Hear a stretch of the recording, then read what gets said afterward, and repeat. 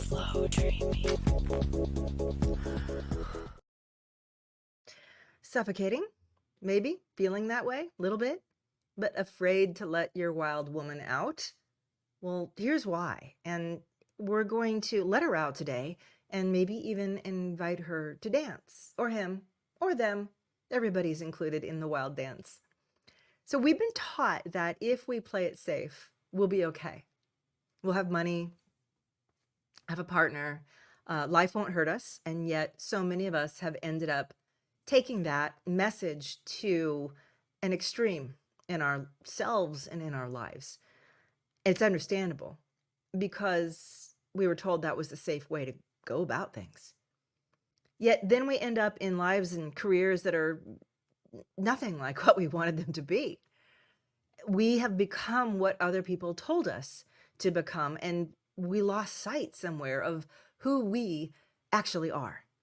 So I'm going to encourage you to find that person again. Find you. It's not too late. And you're allowed to challenge those people around you who just won't understand. And you're not going to lose that safety either. So I'm going to invite you today to let your inner wildling out to dance. And I'm going to promise, I promise, you're going to love it. So welcome to Flowdreaming, still kind of woo-woo. I've been playing around with this new video format. If you like it, please send me a little note telling me that you do, because I'm still getting used to it myself. I'm discovering that it's not so different than when I'm teaching my classes and working with my clients and students, even though I have to assume you're right there on the other side listening as opposed to knowing that you are there. I'm going to go ahead and assume, because my wild woman wants to be freed, frankly, from the fears and worry about going into this whole video world. And that's a really good way for us to segue into, frankly, today's topic. I was inspired by two of my own clients to talk about this today. I say wild woman or wild man, wild person. And really, I could be talking about authenticity, but that is so unsexy. Everybody talks about being authentic, blah, blah, blah. And I love authenticity. Don't get me wrong. But when I say wild woman, there's something sexy about it. And again, I'm using another unpopular term. If you're a Gen Xer here, you remember when that wasn't such a bad term, but then it became, a way of objectifying a lot of people, and it really fell out of fashion. So I'm going to define that for you right off the bat. Sexy for me is something that is alluring, something I want to move toward and go into and explore. It's something that's freeing. It's something that is not self-conscious. It's something that feels alive in a tangible, kind of saucy way. That's what I mean by sexy. So I want your wild woman to feel that kind of unbridled freedom embodied in this whole concept. Okay, the two clients I was talking about who inspired me, one of them is a high-end admin. She spends every day grinding for her own clients and then grinding for her actual 40-hour-a-week job. And she just grinds. She's an admin, and she just plans things and plots things and puts out fires. And her life outside of that is very, very narrow. And it's a role where she's not really allowed to step out and be herself, or she feels that way, because it would risk her reputation, risk her position, and so forth. My other client is a pastor's wife, and some of you know exactly what that means. She has appearances to keep up. She has a storyline to follow. And what she's discovered is that she doesn't want to anymore. That she's tired of doing things for, the church and the culture and the guys, and she's got another path, but she doesn't want to destroy and burn everything down. Okay, now neither one of these people could be you, but If anything I said just kind of yanked on your heart a little bit, like there's parts of me that I would love to explore, I'd love to expose, I'd love not to be afraid of, ashamed of.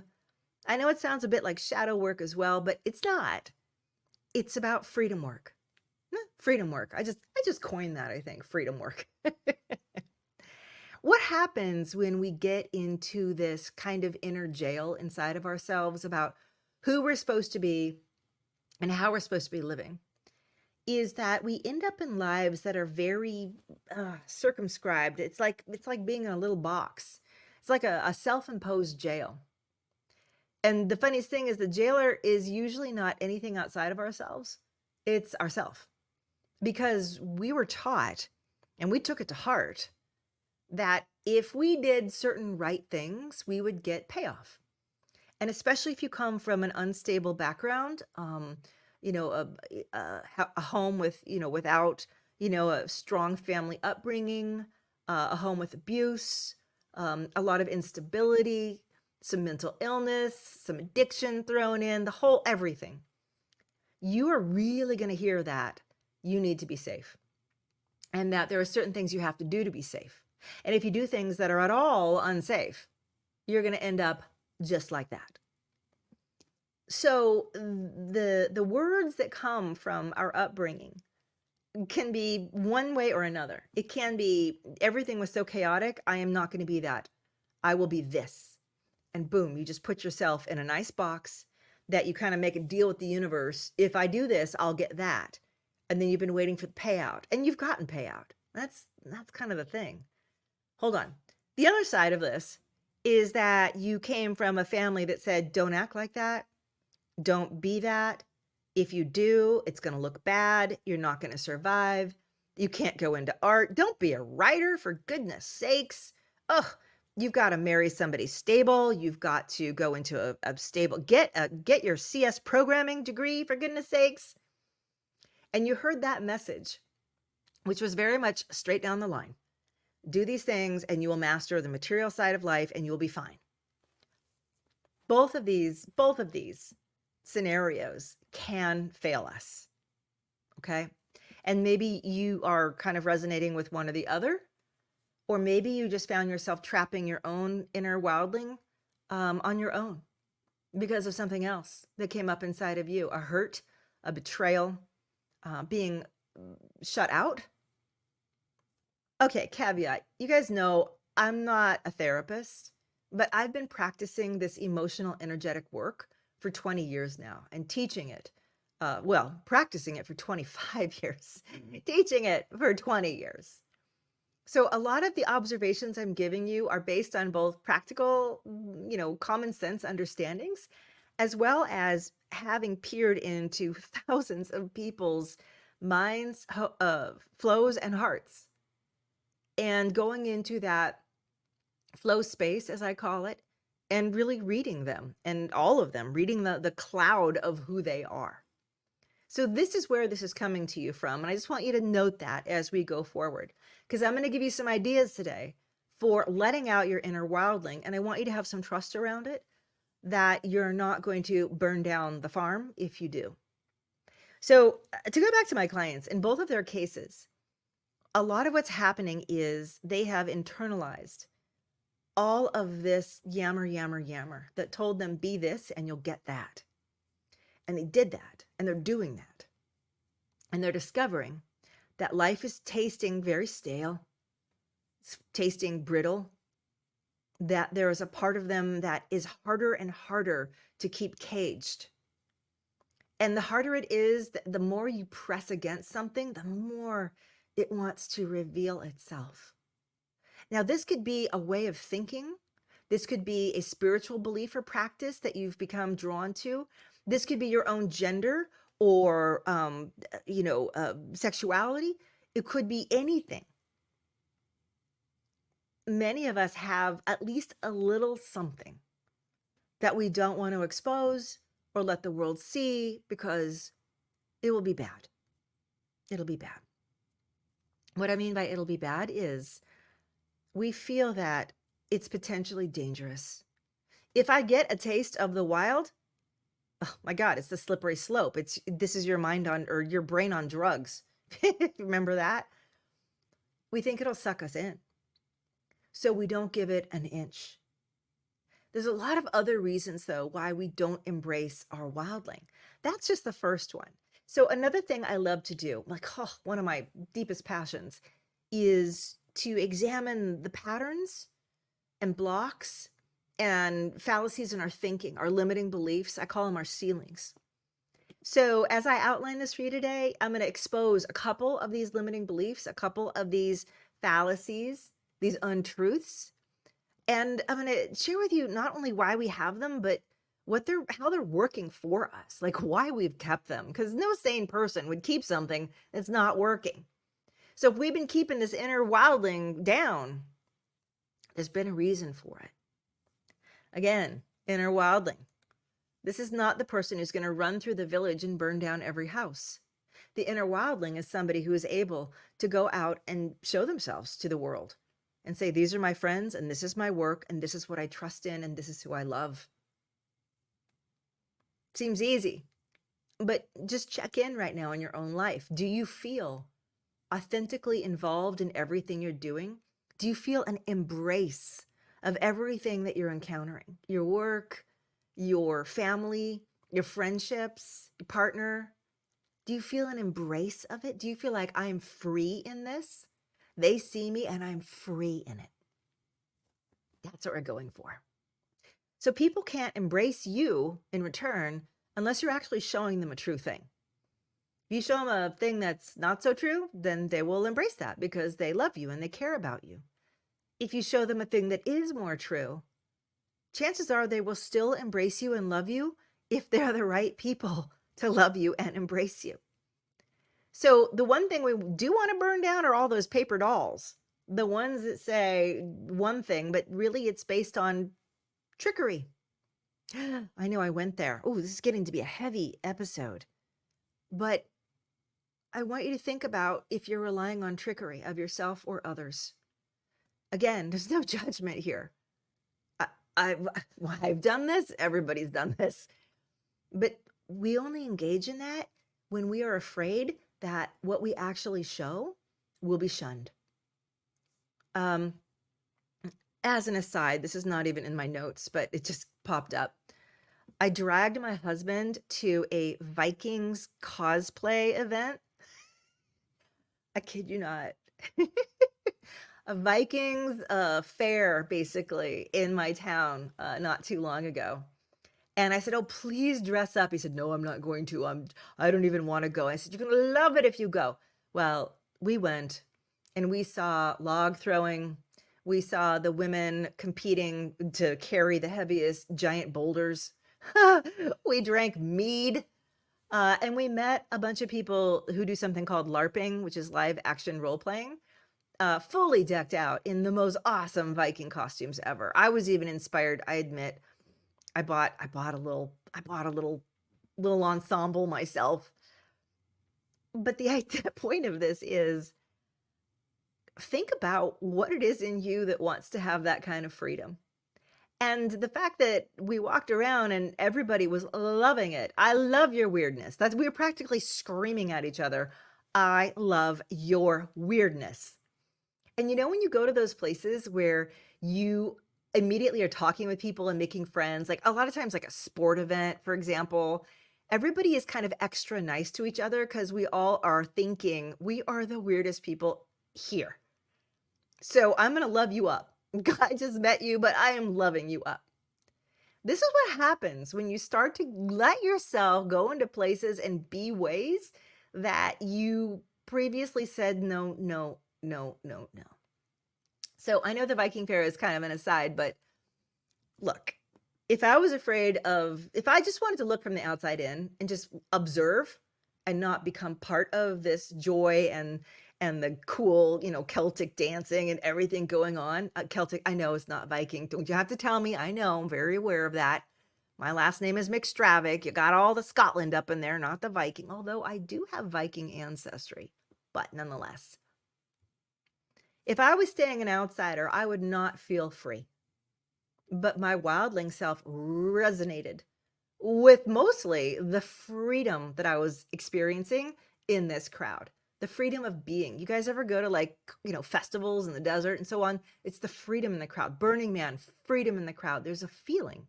I'm not saying you have to go to a music festival or even a Viking festival.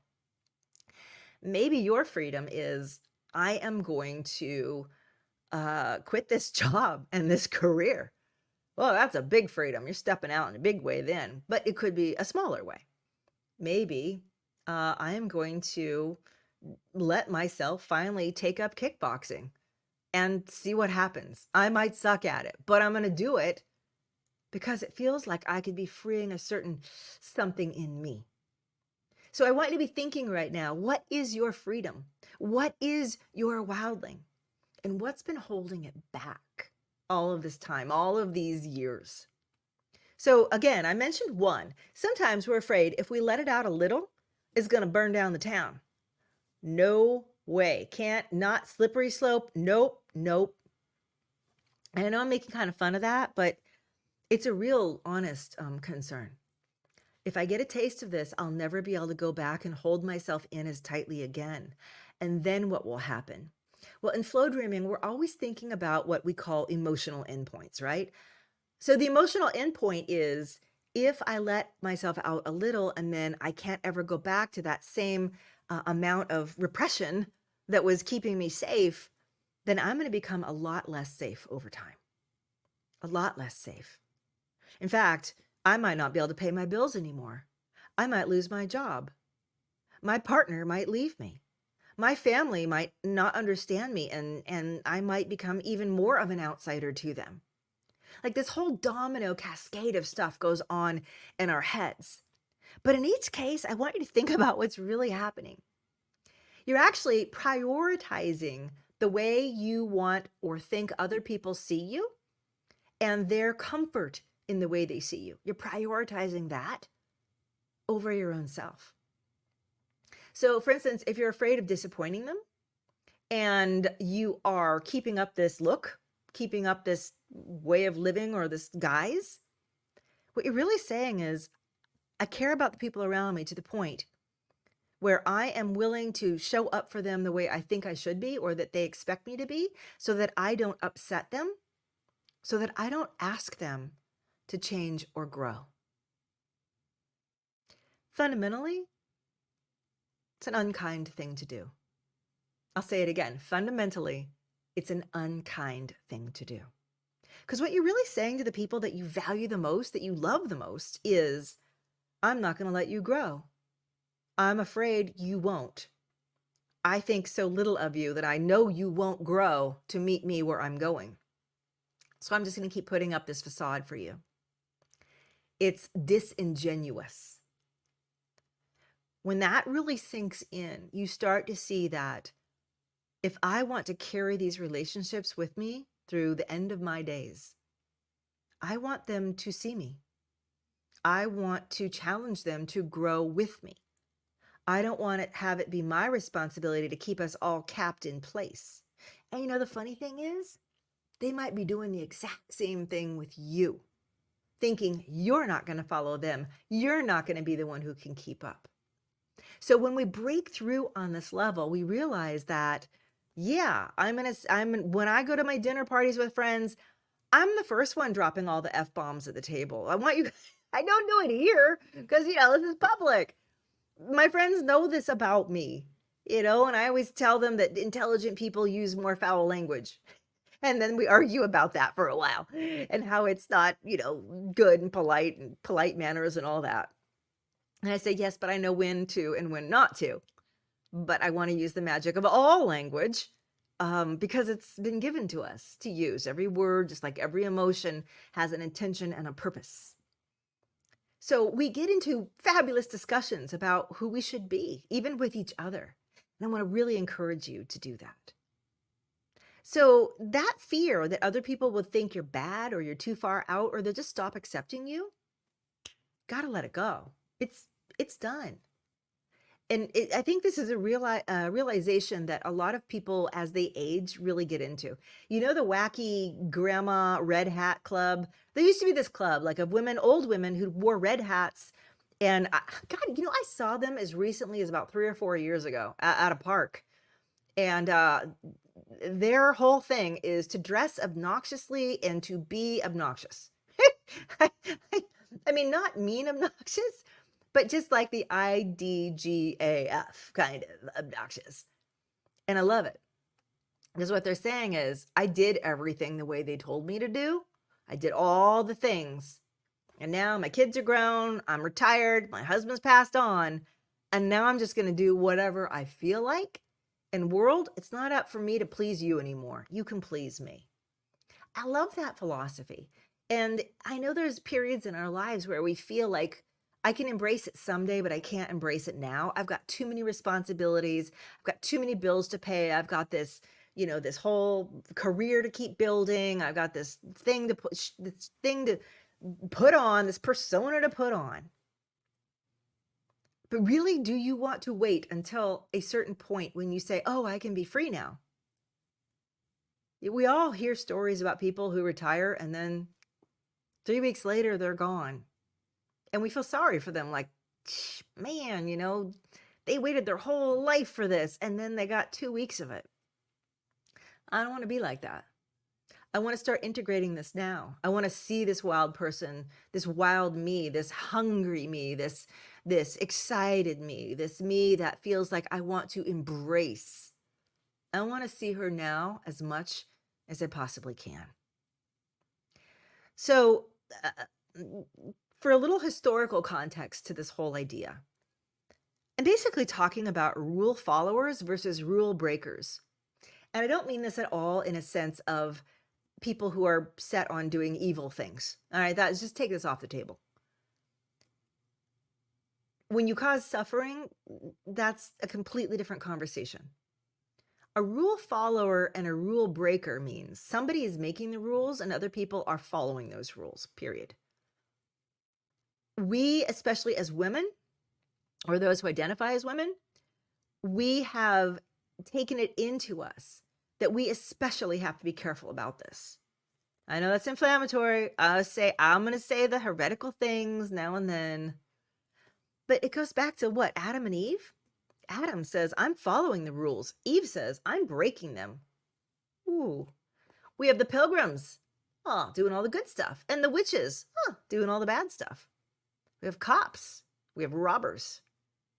And unfortunately, in a society that tends to value patriarchy more, we have men and we have women.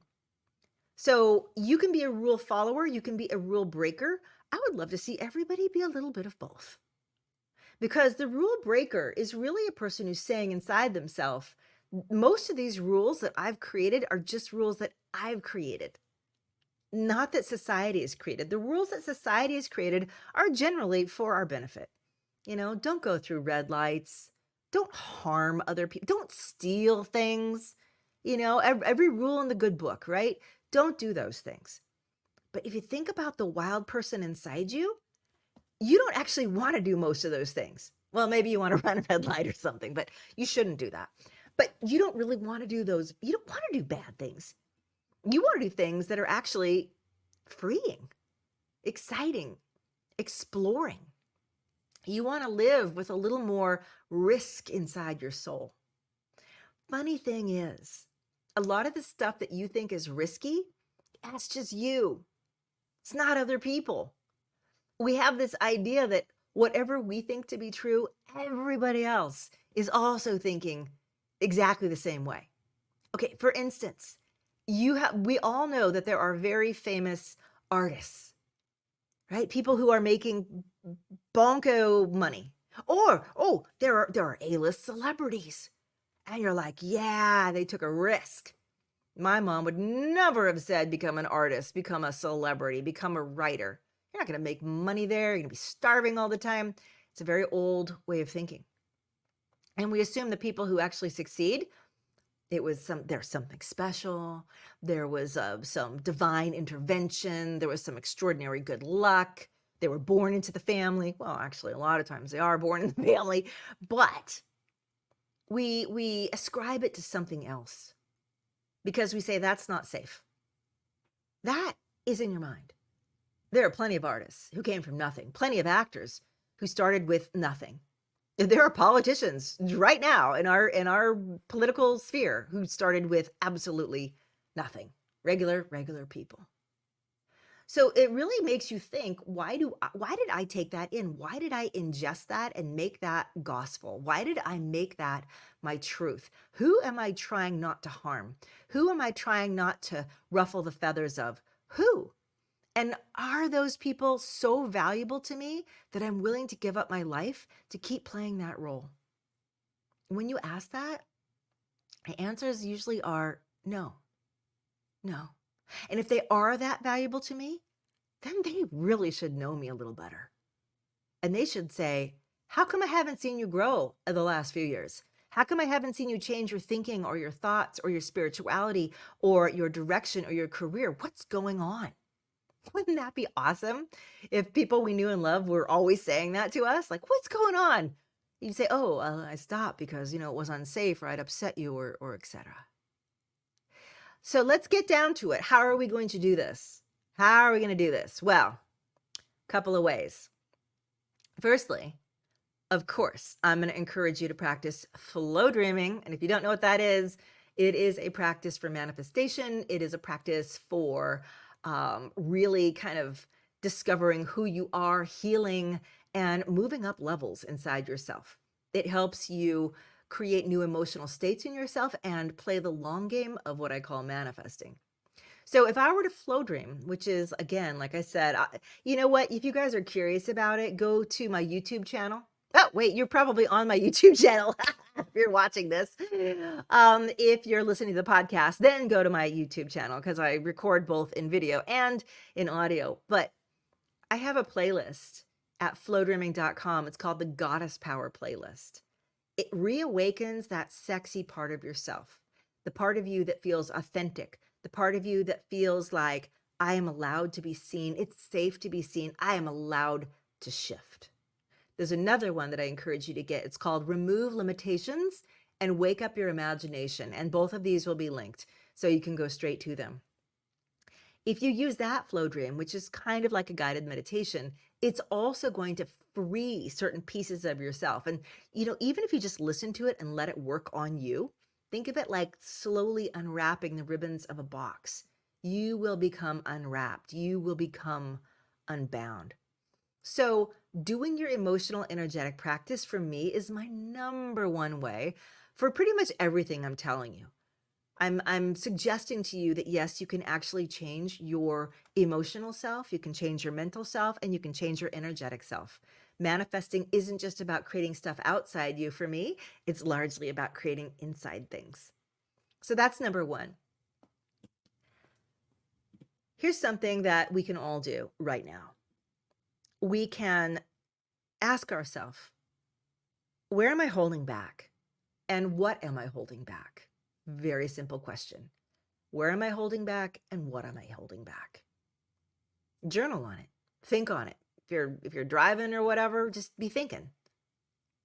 And some of the things you may be holding back out of fear, like I'll fail, it's your own inner limitations. Some things you're holding back are because you feel that outside society will not love it or approve of it or allow you to move into it. That's question number one. Question number two. What would make you feel wild right now? All right, this takes it down from the big picture question because that can feel a little overwhelming. I just want to know what could make you feel wild right now. Like what?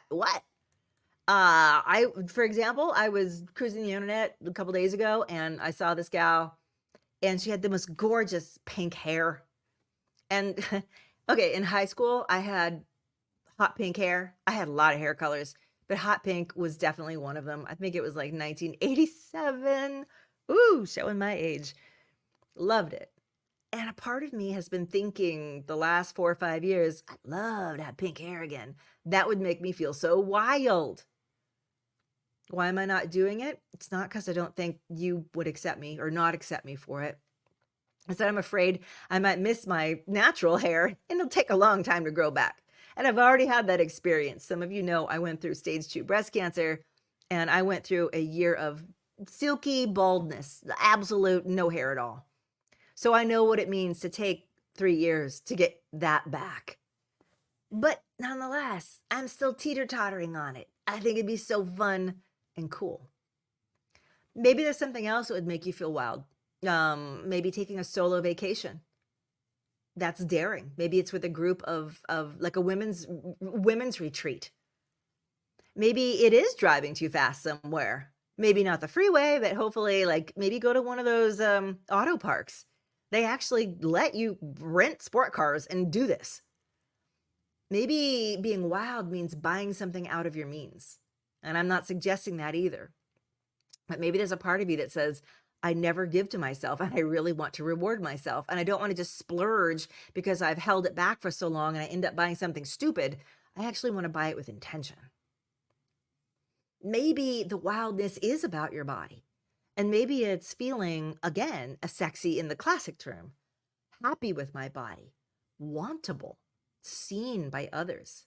I know as many of us age, particularly women, we notice we become a lot more invisible.